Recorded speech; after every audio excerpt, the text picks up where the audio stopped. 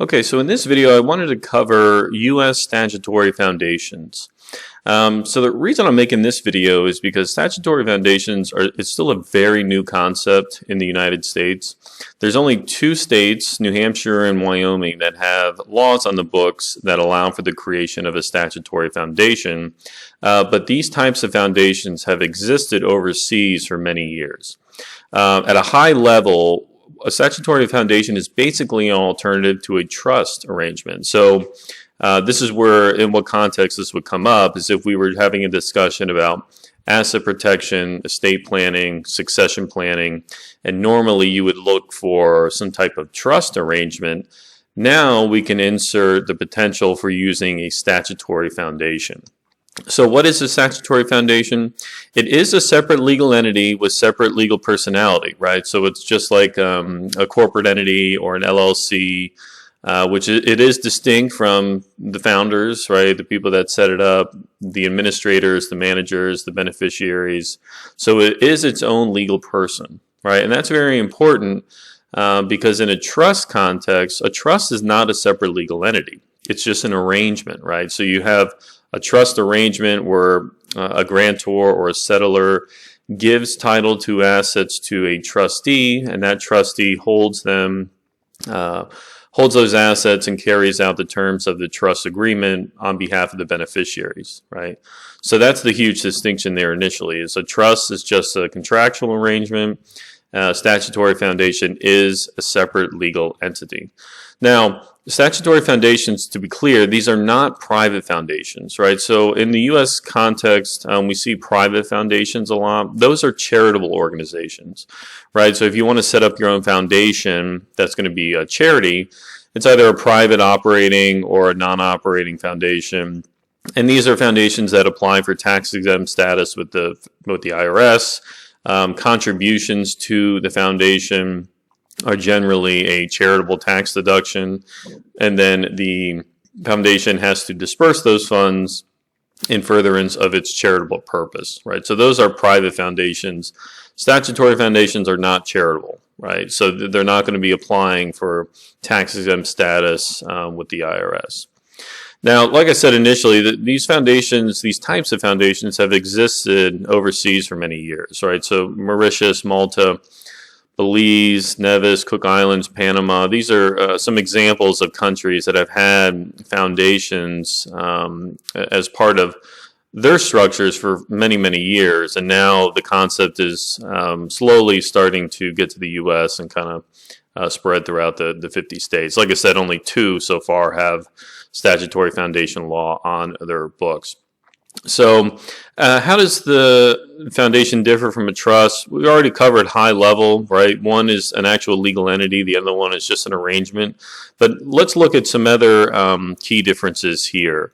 So title to the assets and the property, right? The foundation, as its own separate legal entity, can hold title to assets, right?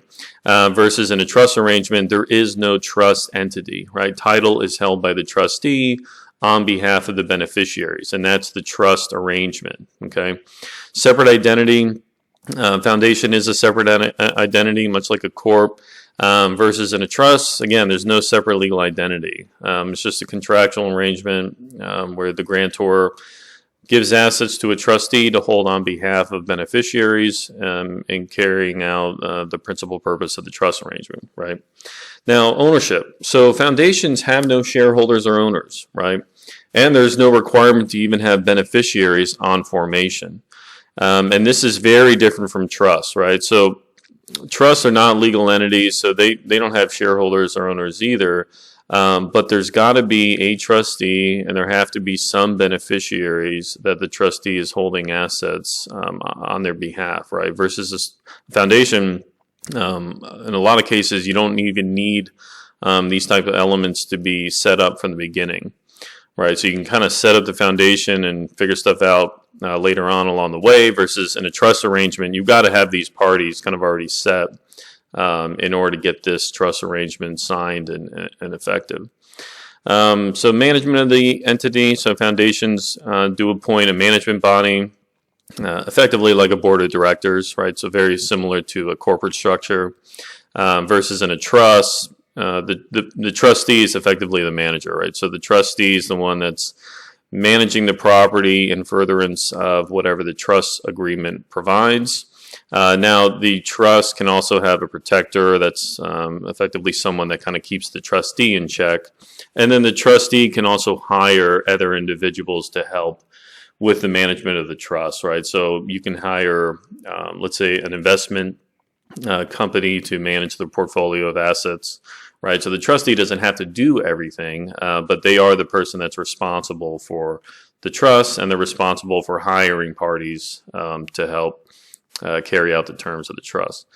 And lastly here, permitted activities. This is really important too, right? So foundations can carry out both investment and commercial activities. So commercial meaning an actual trade or business, versus trusts are principally designed for just the preservation of capital. Okay, so a trust, you would never see a trust actively engaged in running a business. It can be a passive investor in a business, but it can't actually be conducting business activities. And that's really important, especially in a U.S. context, because under U.S. federal tax law, if it's determined that a trust is no longer just created for the preservation of capital, if it's actually carrying out some trade or business, then it's going to be taxed like a trade or business. And oftentimes that's not what you want, right? You want it to be treated like a trust under state and local law. You want it to be treated as a trust for federal tax purposes, and that's it. If it's an active trade or business, it basically completely dismantles the whole trust arrangement, which is what you don't want.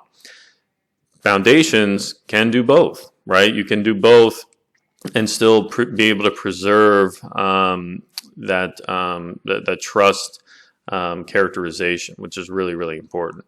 So yeah, that covers it. Just one slide here, very high level, some of the distinctions between the foundations and the trust arrangements. I think we'll see more statutory foundations being set up in the coming years here because, again, they are very popular overseas. And I think in the U.S. context, we're going to see a lot more utility in setting these up rather than going with a formal traditional trust arrangement. So that covers it. Thank you for watching. If you have any questions, please leave me a comment below. And I look forward to seeing you again on the next video. Thank you.